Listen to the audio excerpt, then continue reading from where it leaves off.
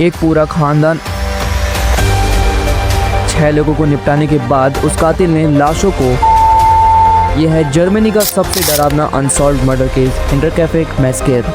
उससे पहले आप इस वीडियो को एक लाइक कर दीजिए और चैनल को भी सब्सक्राइब कर दीजिए, क्योंकि यार सच में इस वीडियो को आप तक पहुंचाने के लिए बहुत मेहनत लगती है। जर्मनी के बवारिया में हिंटरकैफे में 31 मार्च 1922 को एंड्रिस और उसका परिवार का जीवन हमेशा के लिए खत्म हो गया। एंड्रिस, उसकी पत्नी काजिलिया, विक्टोरिया उनकी बेटी, उनके 2 छोटे बच्चे, काजिलिया 7 साल की और जोसेफ 2 साल का, और एक नई नौकरानी मारिया जो कि हाल फिलहाल में ही आई थी, सब अपने ही फार्म पर थे। उस रात किसी ने उन सब पर एक भारी सा फावड़ा से वार किया। जी हाँ, वही फावड़ा जो खेतों में काम आता है। सिर्फ कुछ घंटों में पूरा परिवार खत्म हो गया। 4 अप्रैल को जब पड़ोसी लॉरेंस क्लिटनबोर फार्म में गया, उसने पहली बार 4 लाशें जमीन पर पड़ी हुई देखी थी। ये लाशें थी एंड्रिस, उसकी पत्नी विक्टोरिया और छोटी काजिलिया की। घर के अंदर जोसेफ अपनी माँ की साड़ी में ढक कर पड़ा था और मारिया बेड पर लहूलुहान होकर पड़ी थी। पूरे फार्म में एक खौफनाक सन्नाटा था। पोस्टमार्टम में सबसे ज्यादा दिल दहला देने वाली बात ये थी कि जब पता चला छोटी काजिलिया कुछ घंटों तक जिंदा रही थी और दर्द में अपने ही बाल तोड़ तोड़ कर निकाल रही थी। विक्टोरिया के दांत टूटे हुए थे, उसके सर पर 9 वार फावड़ा से ही किए गए थे। एंड्रिस का चेहरा पहचानना मुश्किल हो गया था और बड़ी काजिलिया के गले को दबाकर मारा गया था। सबसे अजीब बात ये थी कि मर्डर के बाद भी किसी ने उन लाशों को जानवरों को खिलाया,